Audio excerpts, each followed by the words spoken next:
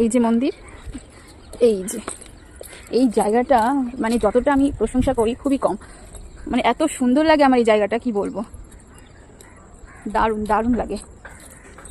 ওই যে সোনার পাপা ঘুরে বেড়াচ্ছে আমাকে ছাড়াই। যাই হোক, পাপার সাথে পাপাকে পড়ি ঘুরে বেড়াচ্ছে। এই যে এটা মন্দিরের বাইরেরটা, তোমরা দেখতেই পাচ্ছ কি সুন্দর আকাশটা।